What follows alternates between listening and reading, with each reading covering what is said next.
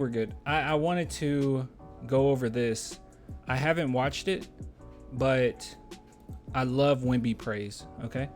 Let's see. All right, I got it on my headphones. All right, so this is a analysis from Kevin Walsh and James Young on Victor Wembanyama during his first Summer League game. So this is before I'm even watching the second one because it's about to start in like 10 minutes probably. But yeah, let's see what he has to say. And I'm sure it's a pretty decent breakdown. Here's what you saw.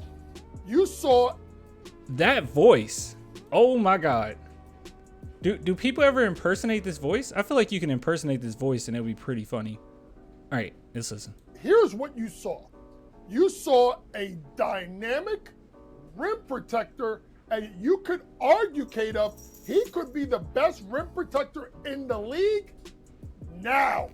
Day one, 5 blocks, 8 rebounds. He showed enough of me. And here's the thing. If you watch the game, anytime he had clear out situations and one-on-one at the top of the key or the wing, they literally packed the entire paint on him. True.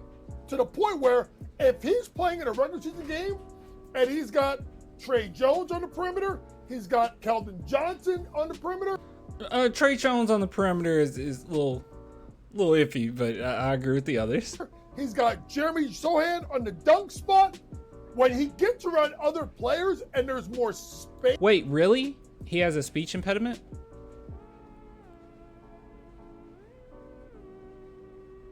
Is that real?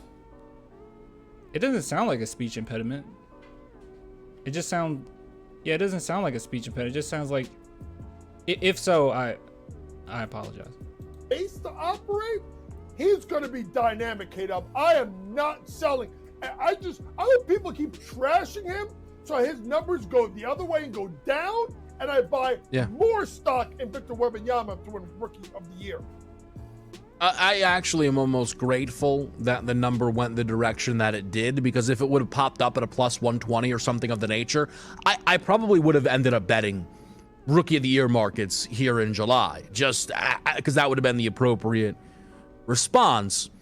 I also think, and I don't want to make excuses for Wembanyama, but there is something to be said when an entire building is there to only watch you, to the point that when you get the ball, you hear the crowd. Yeah, dude, I'm telling you guys, and I'm sure this second one's going to be like this too. This first one, it wasn't even a Summer League game. Like, people aren't even realizing what, like, let's break this down, okay? There's the Summer League that no one watches. Then there's preseason that no one watches. And then there's the regular season that basically no one watches. The fact that the Summer League game had celebrities and was sold out, and every time he touched the ball, everyone went crazy, and he's barely been able to practice with the team is insane. It's absolutely insane. Also, when you think about the Summer League, there's plenty of guys that have like crazy great showings in the Summer League, but don't do anything later on. I don't know. You said I hate how so many sports shows are about gambling. I don't care about that. Oh, is this a gambling show? Oh, I guess it is. They were talking about betting, weren't they? Yeah. Just coming to an uproar there. I think that, and it's not a great sign, right? Because he has to get accustomed to it. But I think that Wembanyama maybe allowed the moment to get to him a little bit, JY, and kind of felt that atmosphere, which is, let me say this. Why? I have something to say about this, but one second. And I never expected this to be the case. Wembanyama has to play another Summer League game. And I'm not so sure Wembanyama might not play the entire Summer League, quite frankly, and just completely get his feet underneath him here. Okay, so that was like basically the main thing. All right, so about what he said when he talked about, hold on, I'll play it again when he said it. Oh, crap. Right? Because he has to get accustomed to it. But I think that Wembanyama maybe allowed the moment to get to him a little bit. All right, that part. That's actually not true. We got some more information about what actually happened during that game, and what's happening during the Summer League in general. And it's basically the fact that the San Antonio Spurs themselves told him that they want him to experiment. I don't know if you guys saw that article. It's from LJ Ellis. But yeah, so it was some really good information there. And that's the approach. The approach was go out there, experiment. Basically the same thing he was doing in France pre playoffs, they were basically asking him to do that on the court. So initially I did think that as well. I was like, oh dude, this is just like ISO plays and they're just gonna allow this and they just want the crowd to dictate how he plays. But that's actually not the truth. The Spurs did want him to experiment a little bit better. So I do find that interesting. But yeah, overall I do agree with him. The fact that he could be the best rim protector right now, and I know that sounds like crazy and like really hyperbolic, but let me see. Rim protectors, NBA 2023, and when you start comparing, it does make sense. We have Brook Lopez, Draymond Green, Mason Plumlee, Biyombo. Yeah, like these are some of the top that this website had, but it was another website I saw as well that I thought was a little better. Let's see. All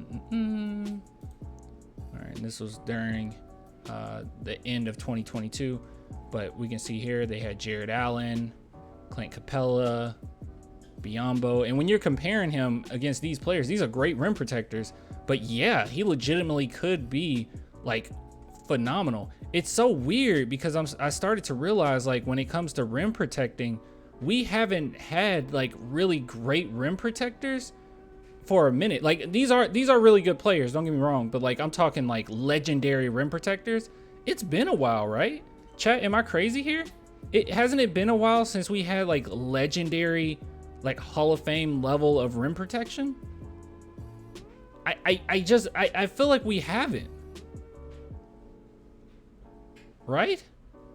I mean, let's see who's making it in the Hall of Fame in this top list. Like, but I feel like if we go back to like 2004, we can find some. Dwight. I mean, Dwight doesn't. Yeah, I mean Dwight, but that's a while.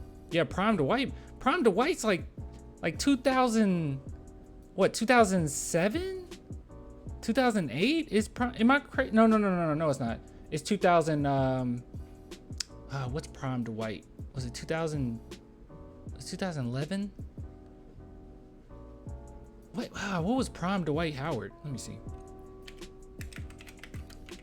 I think it was 2011. Yeah, I'm just saying that's a long time. Let's see. I said 2011. Yeah. That's about Prime Dwight right there. Yeah. 2008 to 2011. That's Prime Dwight. That's a long time. 2011 was the last year. Yeah, it's been a good minute. Yeah, that's what I'm saying. It's weird to think about, but yeah. Draymond's a Hall of Famer, but I mean, we wouldn't say. I mean, would anyone say Draymond's legendary?